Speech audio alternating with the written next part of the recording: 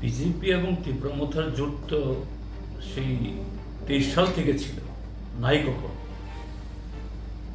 এটাই তো আমাদের ত্রিপুরা রাজ্যের জনগণের বুঝতে অসুবিধা।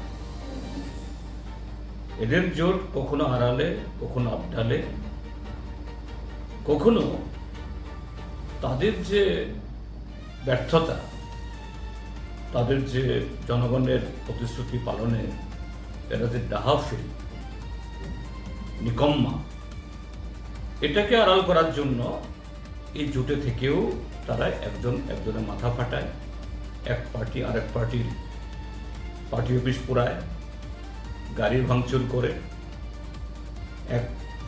একজন মঞ্চ থেকে আরেক মঞ্চের বিরুদ্ধে এরা গালিগালাজ করে। কিন্তু এদের যে দু দলের মধ্যে জোট সেই 23 সাল থেকে ছিল, আছে। এখন ভিলেজ নির্বাচনে তাদের নতুন করে তো জোট ঘোষণা করার কোনো কারণ নেই, বরঞ্চ যে এই জোট যে প্রকাশ্য, এরা এই ছদ্মবেশে জোট করে যে মানুষকে ঠকাচ্ছে।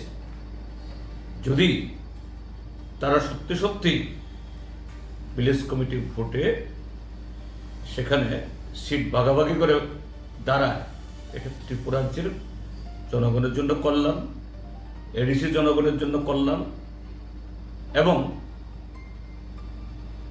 ত্রিপুরাসা নন ত্রিপুরাসার সমস্ত অংশ মানুষের জন্য এটা অত্যন্ত ভালো কাজ তারা করবেন। কাজেই এতে নতুন কিছু নয়, এটা সব গিমিক। আপনাদের ভোট তো এডিসিতে বললাম, এই সুকৌশলে আমাদেরকে ঠেকানোর জন্যই তারা কখনো তাদের জোট আড়ালে, কখনো আবডালে। এরা সকালবেলা একজন আরেকজনের মাথা ফাটায়, বিকালবেলা গিয়ে তারা কোলাকুলি দেয়, চা রসগোল্লা খায়।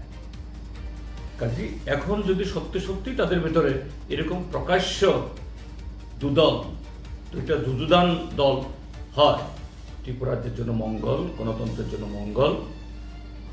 এই যে তাদের এসবে যারা একটু বিব্বল হচ্ছে, কেউ কেউ সাময়িকের জন্য হলো ভুল করছে, এই ভুল ভাঙবে।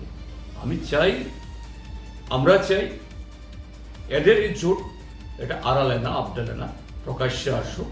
মানুষ দুধকে দুধ, পানিকে পানি চিনবে।